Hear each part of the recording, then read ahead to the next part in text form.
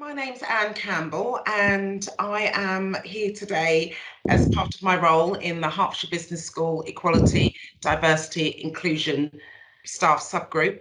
And I'm part of that group, but I look after the disability area. Hi, my name is Nasser Jamal Khan. I'm also part of the business school and as well on the EDIS subgroup for disability. And it will be our pleasure today to welcome Aiden and to have a conversation about the disability for the month of disability in December. Thank you. Hello, my name is Aiden. I'm a student studying marketing and digital communications in the Hertfordshire Business School, and I will be talking to you today about my disability. As part of marking Disability History Month, we feel very honoured and very excited to have one of our students with us today to agree to come and talk about and celebrate his life so that we as staff and also students can understand more about disability in the workplace and, of course, in a place of study. So welcome, Aiden, and thank you so much for agreeing to do this for us. Welcome, it's my pleasure. Can you tell us a bit about your particular challenges? Well, I have cerebral palsy. My challenges are just understanding things, and it's mostly about my mobility, getting around places and stuff like that.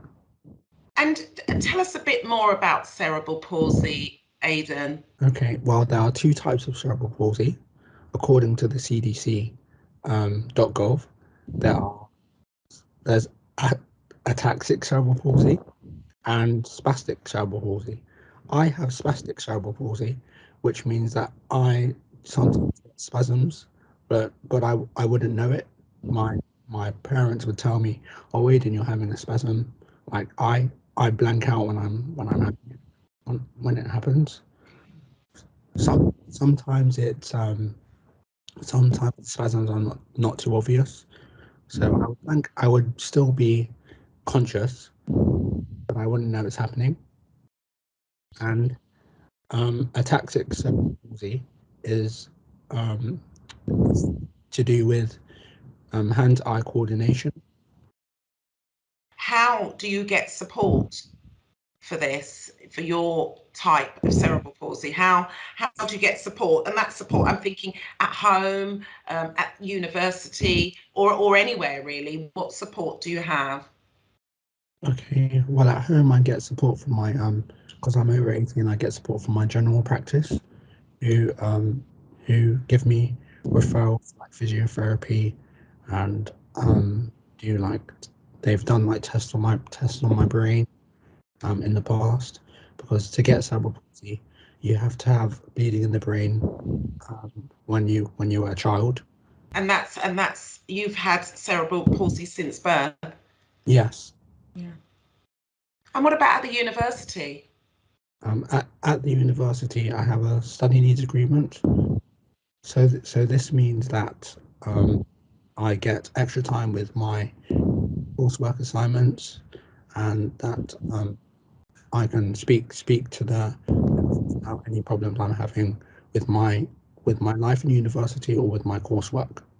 I would like to ask you a question about the support that you think might be missing that would have make your life easier for you in your studies and other social activities when you are at the university, for example, or in general, if you like to speak about it. Uh, in my social activities, I think it would be beneficial to set up like a disability awareness society. So this means that people with different disabilities can meet each other and talk about their problems. Because I recently found that only 17.3% of students end up going to university in the UK, and I think this is quite low. And according to the article that I read, it's growing. I think that people with disabilities need to know that people will be there for each other, supporting each other through the way, so that so that they feel comfortable coming to higher education at other universities. How do you think the Disability History Month could be useful by spreading awareness or messages around to students and perhaps in extension to staff as well? I think the Disability History Month is great because it brings awareness to people that maybe wouldn't know about this particular disability, or and it brings awareness that people with disabilities can achieve to high standards, and also they they find a way to Yeah. enhance their way of living by talking to others. Is there any activities you have in mind that can be done nationally? How and where, perhaps? Maybe we could do like stuff like wheelchair basketball, like sports events that they do in Olympics, like Paralympics, just to spread awareness of that disability and able-bodied people are different, but not so different. Of course it is. Yeah. No, thank you for this one. In your experience, what could be the factors that others do not really understand about cerebral palsy condition that you would like them to know? In my 23 years of living, I've found that people in general don't. Um, Sometimes you can't see cerebral palsy. Cerebral palsy is very much hidden. You don't always have to be in a wheelchair for it to be evident. And I think more people need to be aware of other people's circumstances and the differences, be aware of the differences that people may face in life. I think this will bring disabilities more to the forefront because it creates a path to empathy and success.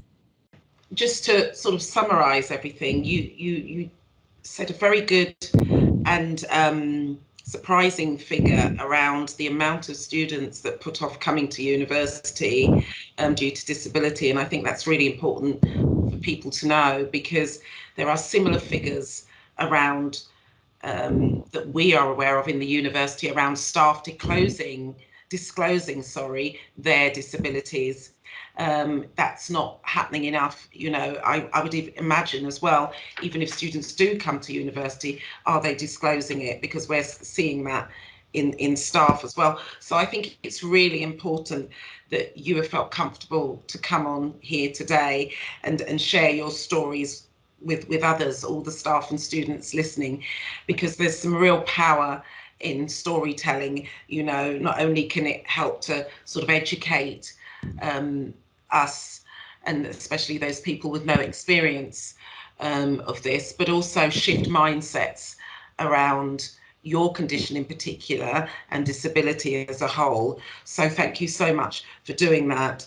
I think the aim of us marking Disability History Month with this activity is also for us to get out there to staff and to enable them to identify and just realise sort of where and how we should continue to support our students like yourself, but also other fellow staff members.